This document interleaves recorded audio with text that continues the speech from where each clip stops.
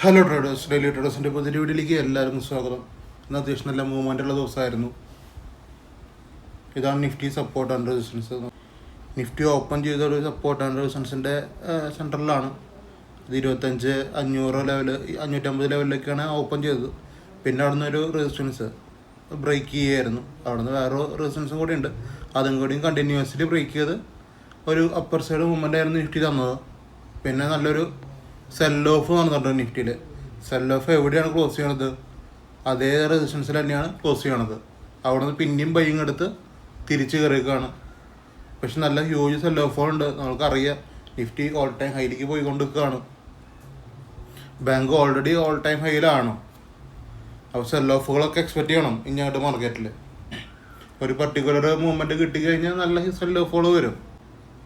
ഇഷ്ടംപോലെ സ്ട്രൈക്കുകളിൽ ഇഷ്ടംപോലെ ട്രേഡുകൾ വന്നിട്ടുണ്ട്. അപ്പോൾ അതിൻ്റെ ഡീറ്റെയിൽസിലേക്കൊക്കെ പോവാം. അപ്പോൾ 25,800 സീലിക്ക് നമുക്ക് പോവാം. ഇത് ഞാനൊരു 12:30 കൊടുത്ത ട്രേഡാണ്. 10 മിനിറ്റ് കൊണ്ട് ഇറങ്ങുക, അത്ര ചെയ്യാവുള്ളൂ. 1:1 വന്നിട്ടില്ലേ. പക്ഷെ നമുക്ക് കുറേ നേരം സസ്റ്റെയിൻ ചെയ്ത് നിന്നിട്ടുണ്ട്. ക്യാൻഡിൽ ഒരു അരമണിക്കൂറോളം സസ്റ്റെയിൻ ചെയ്തിട്ട് നിന്നിട്ടുണ്ട്. പക്ഷെ 10 മിനിറ്റൊക്കെ ഒരു ട്രേഡ് എടുത്ത് കഴിഞ്ഞ് പെട്ടെന്ന് പ്രോഫിറ്റ് വരണം. ഇല്ലെങ്കിൽ നിങ്ങൾക്ക് ഒരു സ്റ്റോസ്റ്റ് ഇടാം, അല്ലെങ്കിൽ എക്സിറ്റ് അടിക്കാം, എന്തുവേണമെങ്കിലും ചെയ്യാം. ഹോൾഡ് ചെയ്യണവർക്ക് ചെയ്യാം കേട്ടോ. അങ്ങനെ ചെയ്യണവർക്ക് SL പോകും, വേറെ പ്രശ്നമൊന്നുമില്ല. പിന്നെ നമുക്കുണ്ടായിരുന്ന 25,700 P ആണ്. 25,700 P ഫുൾ ടാർഗറ്റാണ് കേട്ടോ. ഇത് ആക്റ്റീവ് ആവണത് 71 രൂപയാണ്. 66 രൂപയാണ് എൻ്റെ പ്രൈസ് വരുന്നത്. അപ്പോൾ 5 രൂപ മുകളിലാണ്. ഇത് ഞാൻ കൊടുത്തേക്കണത് ഒരു 12:50-നാണ്. അപ്പോൾ ആ ടൈമിനോട് കൊടുത്ത ട്രേഡാണ്. ലാസ്റ്റ് ട്രേഡ് എന്നൊക്കെയാണ് ഫസ്റ്റിക്ക് വന്നുകൊണ്ടിരിക്കുന്നത്. അപ്പോൾ 12:50 കൊടുത്ത ട്രേഡാണ്. ഇപ്പോൾ എടുക്കുന്നവർക്ക് എടുത്തിട്ട് പ്രോഫിറ്റിക്ക് പോകാം. ആ ടൈമിൽ വന്ന P ഇതാണ്, മനസ്സിലായില്ലേ. ഇത് 25,650 P ആണ്. ഇതൊക്കെ കൊടുത്തിട്ടുണ്ടായിരുന്നു.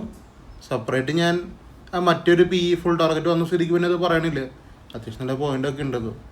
പിന്നെ 25,700 C ആണ്. 25,700 C ഇവിടെയാണ് റെഡ് ക്യാൻ വന്നത്. പക്ഷേ അത് 10 പോയിൻ്റൊക്കെ മുകളിലാണ്. അത് വേണമെങ്കിൽ നിങ്ങൾ എടുത്താൽ മതി, മനസ്സിലായില്ലേ. അത് എടുത്തില്ലെങ്കിലും പ്രശ്നമൊന്നുമില്ല. എടുത്തവർക്ക് അത് 50 പോയിൻ്റ് തന്നെയാണ് അത്. പിന്നെ ഇതൊക്കെ ഫ്രീ ഗ്രൂപ്പിൽ കൊടുത്ത ട്രേഡാണ് കേട്ടോ. 25,650 C 3 ട്രേഡ് വന്നിട്ടുണ്ട്. ആദ്യത്തെ ട്രേഡ് 1:1 ആണ്. 14 പോയിൻ്റൊക്കെ വന്നിട്ടുണ്ട്. അതിനുശേഷം അടിയിലേക്ക് വന്ന് അടിച്ച് പോവാണ്. അത് കോസ്റ്റ് അടിച്ചവരുണ്ടാവാം, ചിലപ്പോൾ SL സ്വൈപ്പ് ചെയ്തുകൊണ്ടുണ്ടാവാം. എങ്ങനെയാണെങ്കിലും ബ്രോക്കറേജ് മാത്രമേ പോകണുള്ളൂ.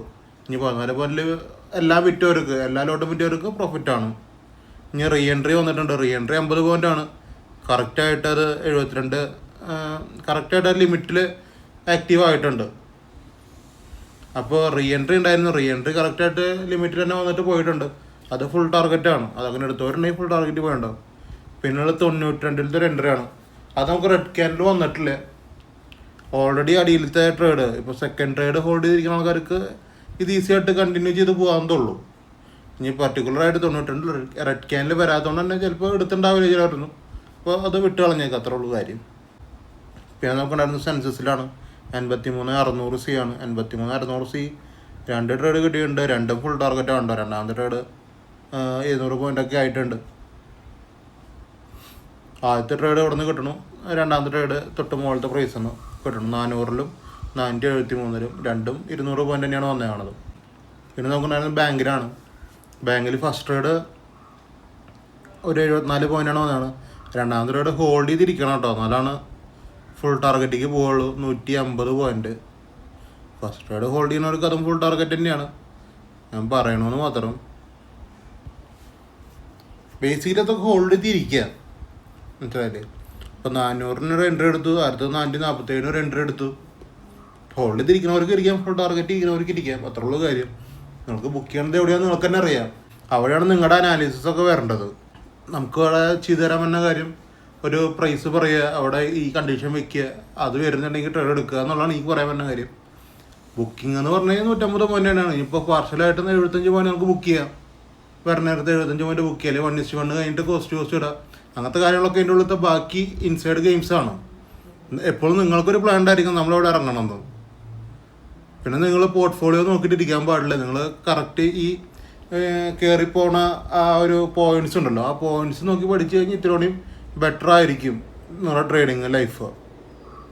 അതെന്ന് വെച്ചാൽ നമ്മൾ പോയിൻറ്റ്സ് നോക്കിയിരുന്നാലാണ് ഇതിലെന്തെങ്കിലും ചെയ്യാൻ പറ്റുള്ളൂ. അല്ലെങ്കിൽ നമുക്ക് ആവശ്യമില്ലാത്ത കുറേ ടെൻഷൻസ് വരും.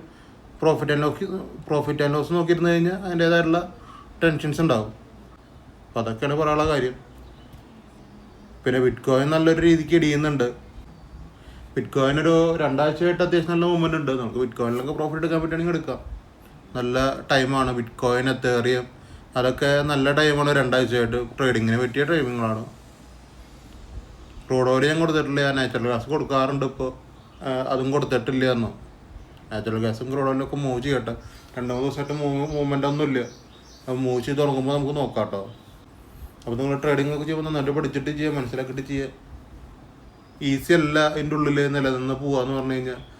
ഞാൻ നേരത്തെ പറഞ്ഞ പോലെ തന്നെയാണ്. നിങ്ങൾ എപ്പോൾ നോക്കിയാലും ഒരു ട്രേഡ് എടുത്ത ശേഷം നിങ്ങൾ P&L നോക്കിയിരുന്നു കഴിഞ്ഞാൽ നിങ്ങൾക്ക് ഒരിക്കലും പോകാൻ പറ്റില്ല എന്നല്ല കേട്ടോ ഞാൻ പറയണത്. P&L നോക്കിയിരുന്നു കഴിഞ്ഞാൽ അത് വലിയ എഫക്റ്റ് ആവാത്ത മൈൻഡ് സെറ്റുള്ള ആൾക്കാർക്ക് വേണമെങ്കിൽ 10,000 കണ്ടാലും 1000 കണ്ടാലും 2000 കണ്ടാലും ഈസി ആയിട്ട് തോന്നുന്ന ആൾക്കാർക്ക് P&L നോക്കിയിരിക്കുക.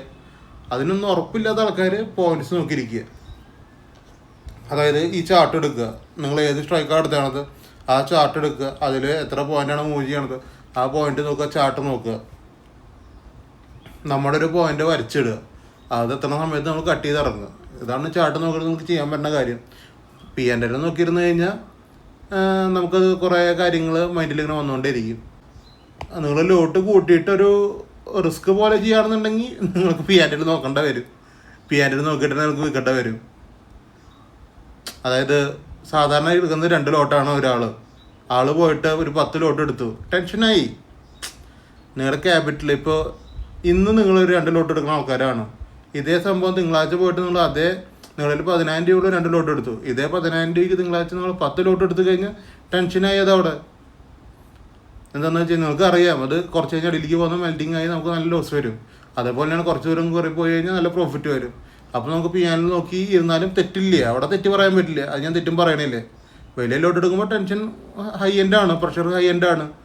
അത് ഞാൻ ഒന്നും പറയണില്ല. നിങ്ങൾ മാക്സിമം നിങ്ങളെ കറക്റ്റായിട്ടുള്ള ലോട്ട് സൈസ് നിങ്ങൾ ഫിക്സ് ചെയ്യുക. കറക്റ്റായിട്ട് പോയിൻറ്റ്സ് എത്ര കയറുന്നു നോക്കുക. കറക്റ്റായിട്ട് SL ഇടുക. ഇതൊക്കെയാണ് ചെയ്യാനുള്ള കാര്യങ്ങൾ. ഇപ്പോൾ 2 കാര്യം ഞാൻ പറഞ്ഞു പോയെന്ന് മാത്രം. നിങ്ങളെപ്പോഴും കറക്റ്റ് ഒരു ലോട്ട് സൈസ് പിക്ക് ചെയ്ത് വെക്കുക. എന്നിട്ട് അതിന് മാത്രം ട്രേഡ് എടുക്കുക. കോൺഫിഡൻസ് ഉണ്ട് ഈ ട്രേഡിൽ. ഞാൻ തരുന്നത് ആയിക്കോട്ടെ, ഇപ്പോൾ നിങ്ങൾ സ്വന്തമായിട്ട് എടുക്കുന്ന ആയിക്കോട്ടെ, നിങ്ങൾ അങ്ങനെ എടുക്കുന്ന ട്രേഡിൽ നിങ്ങൾക്ക് കോൺഫിഡൻസ് 100% ഉണ്ടെങ്കിൽ നിങ്ങൾ ലോട്ട് കൂട്ടിക്കോ. മനസ്സിലായോ? എല്ലാ കാര്യങ്ങളൊക്കെ സന്ദർഭങ്ങളൊക്കെ ഒത്തു വരികയാണ് ചാർട്ടിൽ. അങ്ങനെയാണ് നിങ്ങൾക്ക് ഓട്ടോമാറ്റിക്കലി ഒരു കോൺഫിഡൻസ് വരും. അവിടെ നമുക്ക് ലോട്ട് കൂട്ടിയിട്ട് അവനെ വെയിറ്റ് ചെയ്യാം. അപ്പോഴും കുറേ ഒന്നും വെയിറ്റ് ചെയ്യാൻ പറ്റില്ല. നിങ്ങളുടെ മൈൻഡ് അതിന് സമ്മതിക്കില്ല. പക്ഷേ അതിൻ്റെ അപ്പുറത്തേക്ക് ഒരു മൈൻഡ് സെറ്റുള്ള ഒരാളാണ് ഞാൻ വെയിറ്റ് ചെയ്യും എന്ന് പറഞ്ഞ ആൾക്കാരാണെങ്കിൽ ഓക്കെ, അത് അങ്ങനത്തെ ആൾക്കാർ കുറച്ചുണ്ടാവുള്ളൂ. അപ്പോൾ അങ്ങനത്തെ ആൾക്കാർ അങ്ങനെ ചെയ്ത് പോകട്ടെ. അപ്പോൾ ജസ്റ്റ് ഒരു അഡ്വൈസ് ഒന്നും മാത്രമേ ഉള്ളൂ കേട്ടോ. അപ്പോൾ അത്രയ്ക്കുള്ള ഇന്നത്തെ വീഡിയോ ഇഷ്ടപ്പെട്ടെങ്കിൽ YouTube channel subscribe, like, share, ഇൻസ്റ്റാഗ്രാമൊക്കെ ഒന്ന് ഫോളോ ചെയ്ത് വെച്ചേക്ക്. ഇൻസ്റ്റാഗ്രാം ഫോളോ ചെയ്ത് കഴിഞ്ഞാൽ നിങ്ങൾക്ക് ഈ ലെവൽസൊക്കെ ഞാൻ അവിടെയും പബ്ലിഷ് ചെയ്യുന്നുണ്ട്. അപ്പോൾ നമുക്ക് അവിടെ കിട്ടും. അപ്പോൾ നമുക്ക് തിങ്കളാഴ്ചയാണ് എക്സ്പീരി വരുന്നത് നിഫ്റ്റിയുടെ. കണ്ടിന്യൂസ്ലി 2 ഡേയ്സ് ലീവാണ്. അപ്പോൾ തിങ്കളാഴ്ചയാണ് എക്സ്പീരി വരുന്നത്. അപ്പോൾ തിങ്കളാഴ്ച ട്രേഡ് എടുക്കുമ്പോൾ സ്റ്റോപ്പ് ലോസ് ഇമ്പോർട്ടൻ്റ് ആയിട്ട് മെയിൻറ്റെയിൻ ചെയ്ത് വെക്കുക, മറക്കാണ്ടിരിക്കുക. എക്സ്പീരി തിങ്കളാഴ്ചയാണ്. അപ്പോൾ നമുക്ക് തിങ്കളാഴ്ച കാണാം. Okay, by.